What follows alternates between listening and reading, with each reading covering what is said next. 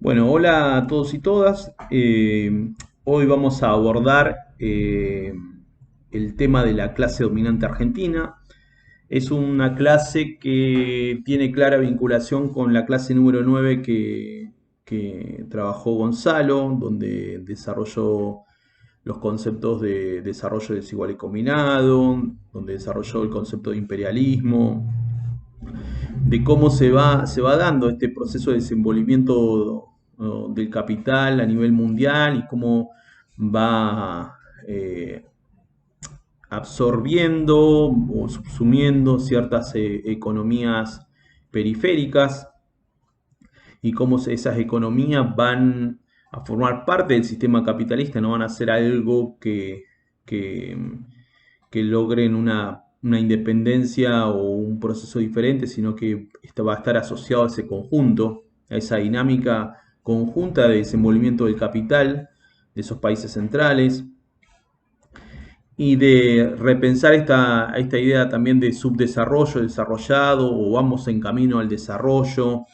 Y ahí es necesario, y en ese debate es necesario pensar a la clase dominante, qué características tiene esa clase dominante argentina, y si hay algún proceso por el cual se pueda o romper esa dependencia, o que en el proceso histórico de nuestro país, qué posibilidades hubo, qué etapas los teóricos van abordando y van analizando eh, ese interrogante. Nosotros vamos a trabajar autores, vamos a retomar obviamente a Milciades Peña, vamos a trabajar también a autores como Sábato, vamos a trabajar también a algunos, muy brevemente, cómo lo caracteriza la escuela de Basualdo, que ellos hacen historia económica y analizan las características de esa burguesía que, que fue consolidándose, sobre todo en la década del 90. Ellos no van a hablar de burguesía, sino de una oligarquía diversificada, un grupo de sectores que se transforman con clara vinculación con el capital externo eh, en un oligopolio comercial y financiero, industrial. Y bueno, dando un poco inicio a este tema, el primer autor que vamos a trabajar va a ser Milciades Peña. Milciades Peña se van a compilar los trabajos como ya sabemos, en diferentes textos, son a través de, por ejemplo, la editorial Fichas, después Horacio Tarcus, que es también un historiador del CEDINSI, del Centro de Documentación, Investigación y Cultura de Izquierda, va a compilar en una nueva edición más contemporánea acá de nuestra época. Sin embargo, van a quedar algunos trabajos afuera, donde eh, va a tratar de nuevamente darle uniformidad al trabajo de Peña. Peña eh, se va a suicidar muy joven. Peña va a ser eh, fue un militante político, teórico, que discutió con Silvio Frondizi, el hermano de Arturo Frondizi. Silvio Frondizi va a ser asesinado por la AAA. Eh, Van a discutir en mediados del año 50, estamos hablando del año 55, 56, diferentes ensayos. Va a ser militante del POR, del Partido Obrero Revolucionario. Eh, Va a discutir también en sus trabajos con Jorge Abelardo Ramos, eh, y donde los ejes de debate va a ser obviamente qué lugar ocupa la burguesía de nuestro país y qué estrategias no son contempladas por estos historiadores de otras corrientes. En este caso, Frondizi ya no era, era más del ala izquierda del partido peronista. Bueno, Tarcus, para estudiar la clase dominante argentina, aborda dos momentos centrales. Una de ellos es las transformaciones estructurales del capitalismo mundial. Cómo se da, trata de explicar cómo se da la fase esta librecambista imperialista, y cómo las diferentes naciones evolucionaron, ¿no? En el contexto imperialista, y cómo esa estructura interna que tenía nuestro país y otros más fueron introduciéndose dentro de ese capitalismo, sistema económico mundial. eh, bueno, habla de ello, un sistema económico capitalista, fueron introduciéndose y cómo fueron estableciendo esa dinámica. Eh, y por otro lado, ¿qué lugar ocupa, ¿no? El capitalismo argentino dentro de la División Internacional de Trabajo? Eh, y ahí, ¿no? Retoma esto que Gonzalo en la clase 9 definía muy bien y trabajaba, que es la posición desigual de nuestro país en relación a eh, el sistema productivo que tiene los países centrales. ¿Cómo se da ese proceso de intercambio? Cómo el proceso productivo de Argentina es totalmente dependiente, con una clara dependencia a ese país central, a esos países centrales, y cómo esa desigualdad es totalmente funcional a ese sistema económico en su totalidad. Entonces, ahí pone en juego, ¿no? La idea esta de que los países centrales son los demandantes de esas materias primas, y cómo en ese proceso de comercialización mundial de esas materias primas nosotros somos receptores, ¿no? Complementarios él lo va a decir, del taller del mundo, que es Inglaterra. Una vez analizado, dando cuenta que la clase, cómo ese proceso va a dar cuenta también qué características tiene esa clase dominante argentina. Él va a hacer un análisis cronológico de cómo fueron las diferentes etapas, y que lo vamos a repasar acá, las diferentes etapas de la historia argentina, tomando desde la Revolución de Mayo hasta la etapa peronista. Cómo él no va a escapar, en términos historiográficos, no va a escapar a cierta perspectiva positivista esta de construir personajes, o personajes, no, de construir referentes históricos, ya sea Juárez Celma, Irigoyen, Mitre, Sarmiento, ¿no? Va a analizar a los diferentes, llamémosle, próceres, y, y qué lugar ocupaban dentro de la clase dominante, o qué posicionamiento asumieron dentro de las fracciones de la clase dominante. En este sentido es cuando hablamos en muchos casos de la historia positivista argentina, o analizamos cómo se abordaba la historia argentina, tenemos a casos como Mitre, que escribía también sobre la revolución, en este caso sobre San Martín, y donde había un personaje omnipresente en diferentes etapas a través de su escritura, cómo San Martín iba ocupando esos espacios, y creo que acá Milciades Peña también juega un poquito con eso, ¿no? A través de parte de su época, ¿no? De concebir a los diferentes protagonistas de la historia argentina y darle ese rol, pero ya no desde un rol de santificar, de magnificar las figuras, sino de qué lugar ocupa dentro de los sectores, dentro de las fracciones, dentro de las clases dominantes. Ahí, ¿qué rol ocupa el Estado? Hay una construcción muy importante para su época de pensar esto, ¿no? De que no es solamente una persona que es independiente de los hechos históricos sociales, y que es descrito como de características biográficas, sino que asume un espacio dentro de esa clase dominante y dentro del proceso de reorganización del Estado.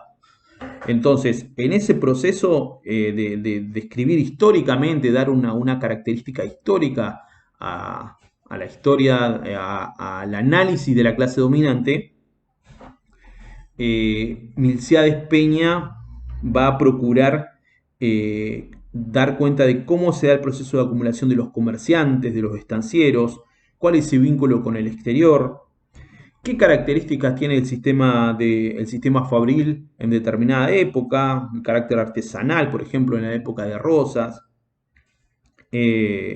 cómo es el vínculo o la estructura de comercio con el exterior, qué exportamos, qué importamos, y qué lugar ocupa dentro de los procesos de desarrollo históricos que se dan en nuestro país cierta clase, cierta fracción y sus intereses.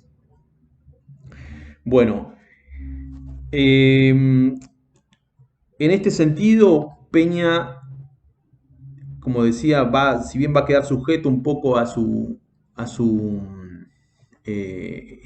una historia de carácter positivista, da el giro y rompe con eso, pensando en la clase dominante, pensando en qué lugar ocupa esa fracción, ese sector que representa X prócer, y teniendo como eje central algo que es muy importante, la lucha de clases. No es solamente una cuestión calcada o fotográfica, sino que da una dinámica de movimiento a través de la lucha de clases, cómo se van configurando en esa disputa interburguesa, llamémosle, de las fracciones que componen la clase dominante argentina. Milcíades Peña no solo, capaz que ahí falta un poquito, pero va a analizar también cómo se dan las nuevas clases, cómo se dan esas nuevas clases dominadas también. Estamos hablando el proletariado urbano, rural, los chacareros, los pobres, la clase media en el periodo, lo digo entre comillas, ¿no? Porque él lo va a criticar, la clase media en el periodo radical. Va a desglosar todo ese proceso histórico, social,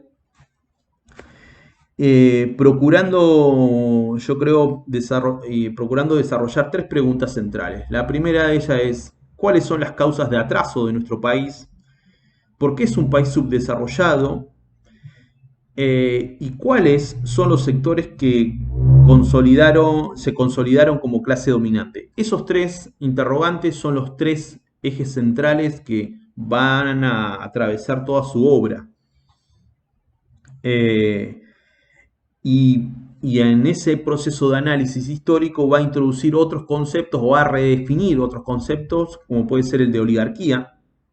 Nosotros sabemos que, y más hablando en la década de 1950 y 1940, donde él desarrolla su pensamiento, estamos hablando de una oligarquía que se asocia al campo, al atraso, ¿no? Como el peronismo lo definía discursivamente. La oligarquía es esos sectores conservadores que venían del modelo agroexportador, sectores que se asociaba a la oligarquía con un sector terrateniente que generaba el atraso a nuestro país en comparación a los industriales que son, ¿no?, los proveedores, los generadores del desarrollo y de la ruptura que tiene nuestro país contra los países centrales.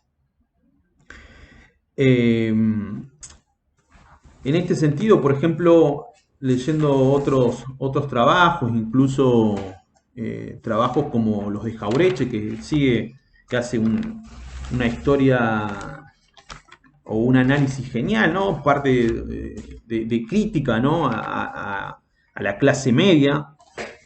Él escribe un libro que está muy bueno, que yo se lo recomiendo, que lo lean, donde muchas de las conceptualizaciones que hace sobre la clase media, por ejemplo, él la define la clase media de forma muy casi, se puede decir correcta, y también de la literatura, como el que quiere pero no puede. Así la define la clase media, el que analiza esa construcción cultural, ¿no? De esa denominada clase media, la critica, analiza esta idea, bueno, ahora que yo me acuerdo en la década del 90, los ricos era la idea de pizza champán, irse a Miami como objetivo, ir a comprar, era como el lugar deseado, ¿no? Que circulaba en la radio, en la televisión. Bueno, en el tiempo de Jaureche era esa clase media, era la que iba a Uruguay a comprar productos importados, porque durante el peronismo no se le permitía acceder a cierta producción que el país restringía, obviamente.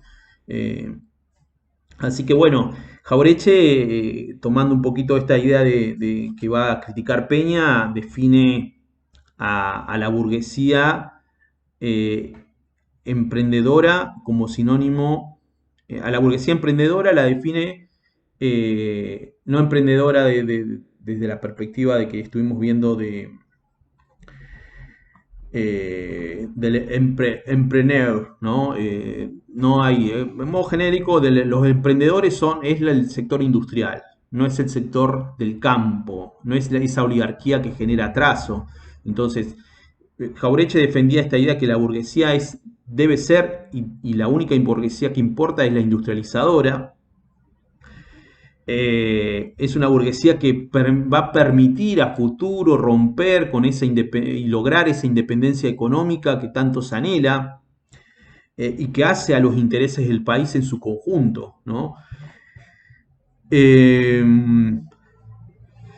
Jaureche obviamente va a decir, bueno, también al igual que Milcea Peña busca, remite a la historia que en qué etapa hubo una posibilidad de romper con los imperios, con los países centrales y lograr romper esa dependencia. Y bueno, Milcea Peña la va a citar en la época de Rosas, un gobierno de Rosas, gobierno de la Confederación que defendía los intereses de los artesanados del interior, y que ahí esa postura que tiene Rosas podría haber sido una etapa en la cual se hubiese consolidado eh, esa burguesía industrial y hubiese logrado la independencia, romper los lazos dependientes y del imperialismo inglés, francés.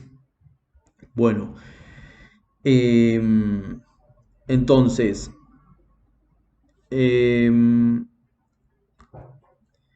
el Estado, por ejemplo, Jaureche es algo central y donde la burguesía agraria genera el atraso y la patria chica, ¿no? La patria grande la genera la burguesía industrial. Es una etapa donde había que definir entre, así lo decía Jaureche, Perón o Mongo, ¿no? Entre la tilinguería, ¿sí? Y las compras de mercaderías a Uruguay, o el lugar que ocupaba el descamisado en defender la independencia económica de nuestro país. La grandeza nacional, la patria grande, ¿no? Era romper con esa idea a través de una burguesía que por momentos genera un debate, ¿no? Sobre todo de que si, qué tipo de burguesía tenemos o si existe esa burguesía nacional con aires de cortar los lazos con eh, esa independencia, con esa dependencia, perdón, imperialista, ¿no? O sea, existe esa burguesía para lograr eh, romper los lazos económicos dependientes de nuestro país. Bueno, ese es el gran interrogante. Milciades Peña va a correr, va a develar esa idea va a criticar esa idea de oligarquía por ejemplo, que puse recién de Jaureche, va a criticar esa idea que existe el mito bifronte, va a decir, esa idea de oposición entre campo e industria, que incluso autores como Mumis y Pontatiero también lo van a desarrollar, ya más contemporáneos, ese antagonismo. va a criticar esa idea y va a conceptualizar la oligarquía de una manera diferente, una manera en la cual, diferente a lo que exponen los teóricos del nacionalpopulismo, y va a decir que la oligarquía no es una oligarquía atrasada, sino que es una oligarquía capitalista, ¿no? Es una oligarquía que no representa principalmente a ese atraso, sino que esta es una oligarquía totalmente instalada dentro del sistema capitalista y asume un rol capitalista, eh, lo cual no la hace por fuera o generadora de atraso, sino todo lo contrario. Forma parte de esa clase dominante, forma parte de esa división social del trabajo que impone el capitalismo mundial, y que totalmente se ve, no responde como lo piensa el sector más del peronismo como entreguista, ¿no? Que es una burguesía totalmente nacionalista. Bueno, eso es totalmente criticado.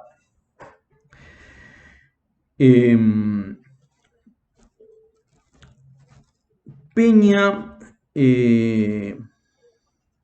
va a señalar, ¿no? que la diferencia entre los terratenientes y los industriales es complementaria. O sea, hay una diferencia, sí, pero esa diferencia es totalmente complementaria. Unos producen para el mercado interno, en este caso los industriales, y los sectores agrarios son los que producen para el mercado externo. Y obviamente va a estar, como señalaba anteriormente, en contra de estas posturas donde hablaban que los mecanismos proteccionistas industriales llevan a contraponer eh, a contraponer a estos dos sectores, ¿no? Lo explico así muy brevemente. Nosotros tenemos un sector agrario exportador y un sector interno industrial que produce cierta mercancía al interior de nuestro país solamente, y no exporta la industria no exporta hacia afuera, sino que produce ciertos bienes de consumo hacia el mercado interno.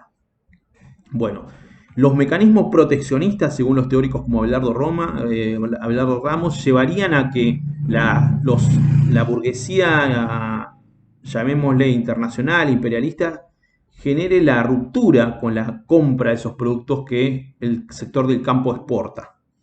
Entonces, esa ruptura va a generar una confrontación entre una política proteccionista y una política librecambista propiciada por los sectores agrícolas, por sectores de esta burguesía terrateniente. Bueno, esa es la postura que Milciades Peña va a criticar. Milciades Peña va a decir, él no va a hablar de una industria, que nuestro país es un país industrializado, sino que habla de una pseudo-industrialización.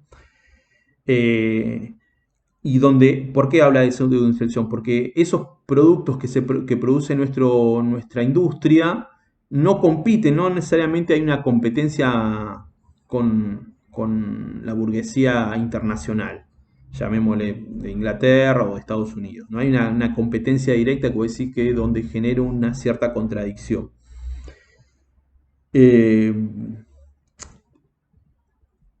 Y destaca que frente a las fluctuaciones del mercado, frente a los cambios de precio de los productos agrícolas, de una caída hacia la caída, esas fluctuaciones llevan concretamente a que los productos agrícolas se valoricen en el mercado interno. Entonces ahí está la complementariedad de los mismos. No precisamente es la contradicción, sino hablamos de una relación complementaria. Por otro lado, después lo vamos a ir ampliando un poquito más. Por otro lado, hay como en ese proceso de desarrollo histórico que busca explicar Milciades Peña, señala que la burguesía nacional, la burguesía de nuestro país, no sale como, no se crea como la burguesía europea desde las bases, sino que es una burguesía que es creada por el mismo sector del campo. No tiene límites precisos y donde ahí hace la primera formulación, que después la vamos a complementar a trabajar un poquito más, que existe una unidad de intereses entre estos dos sectores y esa unidad de intereses obviamente no implica una identidad común, o sea, pueden haber diferentes roces. Sobre todo marca la época del año 1933, el pacto Roca-Runciman, ¿no? Es en ese acuerdo donde el mercado se cierra a los productos agrícolas que producen los terratenientes de nuestro país y eso va a generar ciertas rispideces, pero es una rispidez coyuntural. Una puja interburguesa o intraoligárquica que no pone al sistema en juego, sino que directamente es algo dentro del sistema y que eso se va a dar en ese conflicto, se va a acomodar o reacomodar a las circunstancias del capitalismo mundial. Bueno, como decíamos, Peña va a caracterizar al país como semi-atrasado y colonial. Esa característica que él desarrolla tiene tres ejes centrales. La primera de ellas tiene que ver con que Argentina no ha podido lograr un proceso de revolución industrial propia. Por lo tanto, la productividad del trabajo es totalmente baja, con baja intensidad del capital, con diferentes niveles de producción que no alcanzan a suplir los niveles que tienen los países europeos o en este caso más adelante Estados Unidos. El segundo punto tiene que ver con la financiación. Milciades Peña entiende que muchos de los estadios de industrialización y de compra de materia prima en ese proceso de industrialización es a través de préstamos, deuda con el capital exterior y también de acuerdo a las coyunturas mundiales también participan en el proceso de especulación.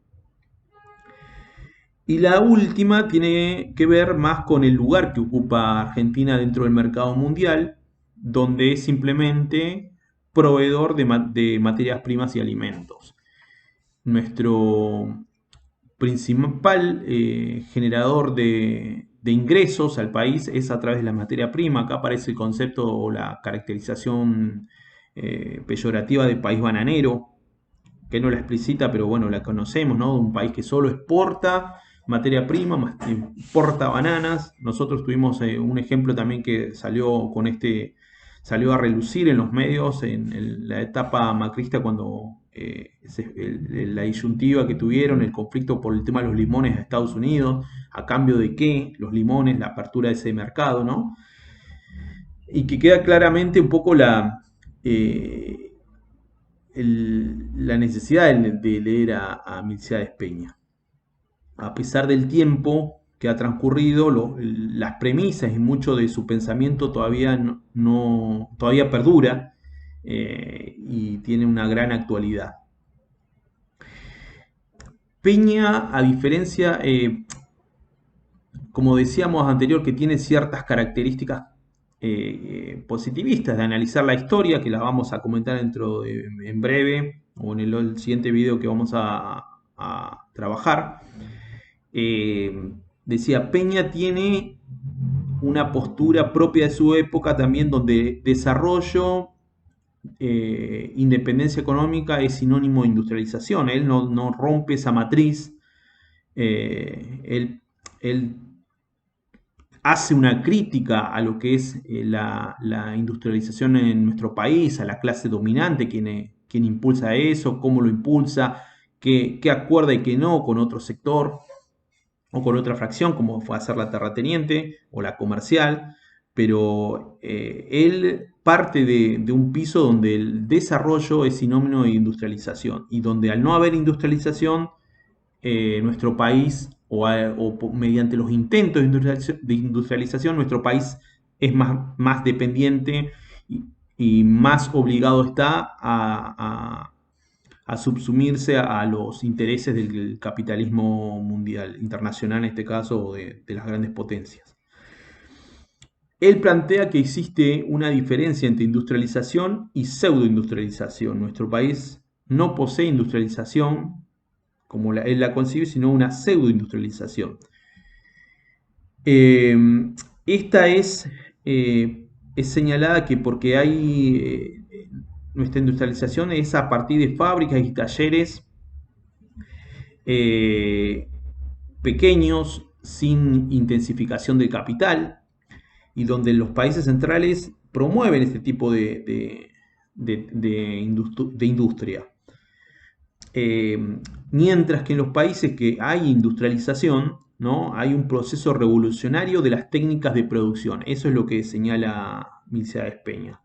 La renovación incesante en la elaboración de nuevos insumos que los países periféricos, o como tomamos el semi-atrasados, como dice Milcea Peña, no tienen, no poseen, y donde el tipo de producción que producen es totalmente basada en producir bienes de capital, no bienes de consumo.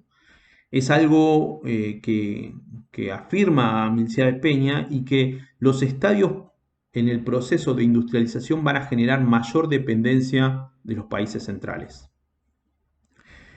La pseudoindustrialización, como señalaba anteriormente, esta de producción no compite con el imperialismo, no compite y no lo perjudica, no perjudica las ganancias que poseen estos países.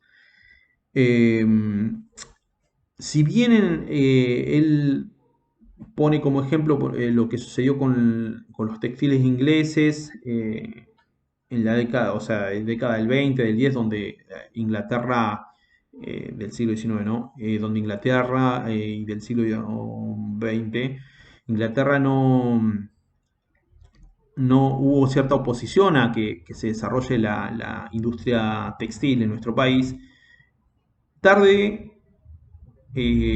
Más tardíamente, obviamente, va a generar nuevas innovaciones que van a permitir ese tipo de industria en nuestro país, en el caso de la textil, y el imperialismo va a cubrir, según Peña, nuevos espacios geográficos, nuevas regiones con esa textil, o directamente va a introducir una nueva innovación que nuestros países van a llevar a que tengan que desplazar esa producción y acoplarse o depender nuevamente de ese nuevo insumo o nueva innovación tecnológica.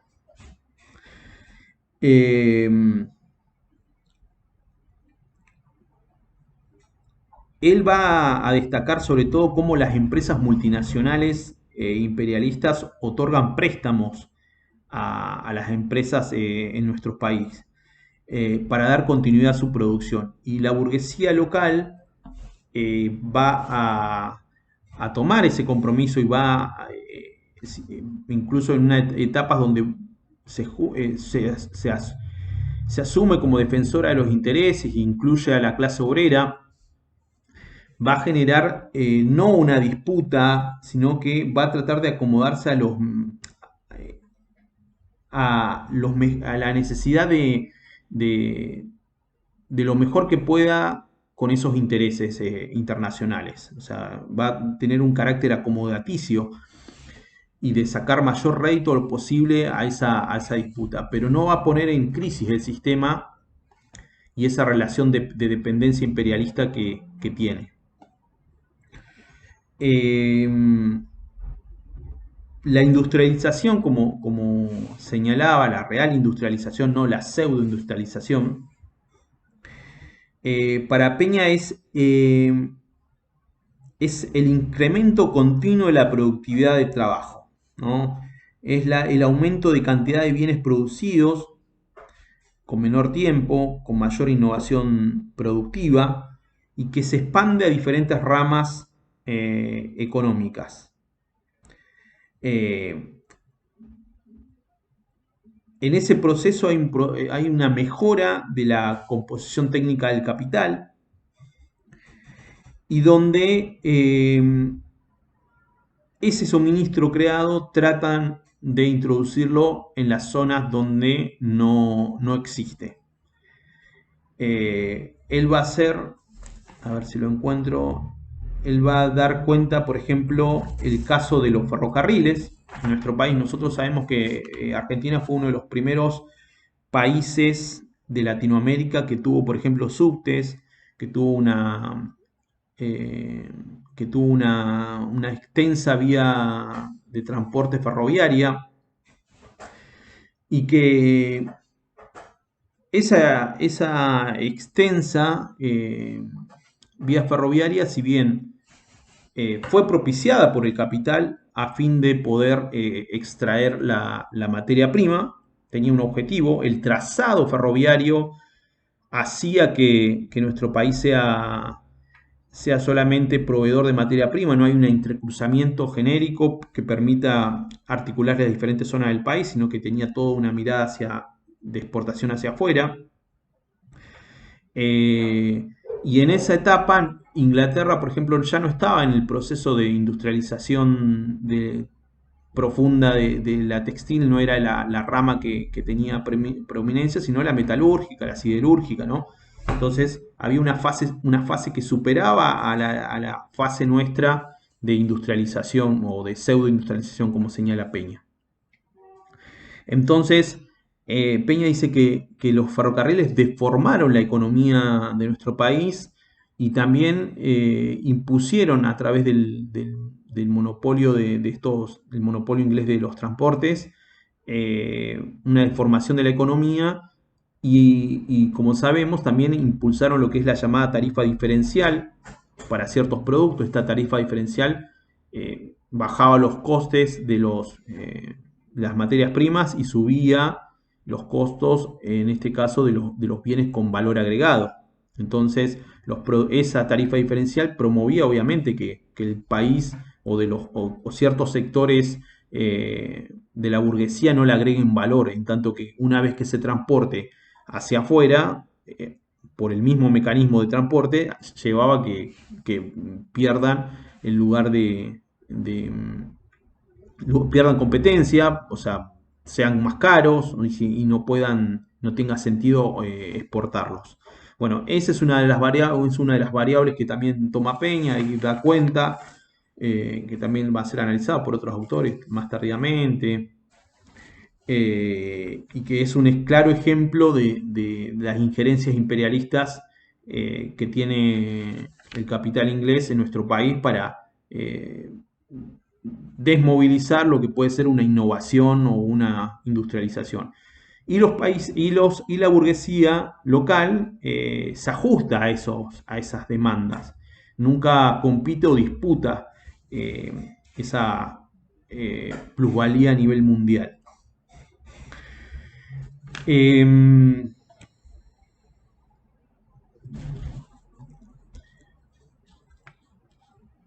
Lo que va a señalar Peña que nuestro país tiene en ese proceso de análisis una economía dual, una economía donde coexisten grandes firmas capitalistas modernas junto con una preindustria mediana y pequeña, precapitalista, le hace esa caracterización, y donde también existen las diferencias salariales y de ingresos entre una y otra. Firmas muy grandes por un lado, firmas muy pequeñas por otro, y donde la diferencia de productividad en esos dos polos es sumamente pronunciada. Eh, esa caracterización de economía dual en los países centrales, él señala que no existe. Eso solo se da en los países periféricos, como el nuestro, eh, donde las clases propietarias de nuestro país no disputan con esas burguesías. Eh, y lo que hace, o sea, y en esa no disputa eh, o no ejercen una lucha antiimperialista, eh, y en esa señalaban, y esa no disputa generan una complementariedad. Eh, Esto ya lo comenté. Bueno, la burguesía industrial argentina no nace desde abajo, esto ya lo comenté también, no sigue el largo proceso, según Peña, y complejo proceso de ser un artesanado y pasar a ser un gran industrial. No crece de manera autónoma como la burguesía yanqui o la burguesía inglesa. Y es una burguesía industrial que surge ligada a los intereses o a los mismos terratenientes, eh, dado que él señala algo fundamental, que la industria nuestra no va del campo a la ciudad, sino que, perdón, que la burguesía va del campo, se constituye del campo a la ciudad y no inversa.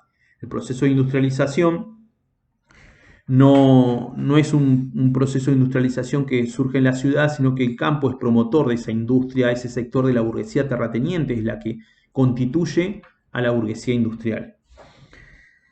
Eh, bueno, creo que más o menos hasta ahí. Bueno, cortamos el video, 40 minutos. Seguimos desarrollando un poquito más y cerrar con Peña para empezar con Sábato.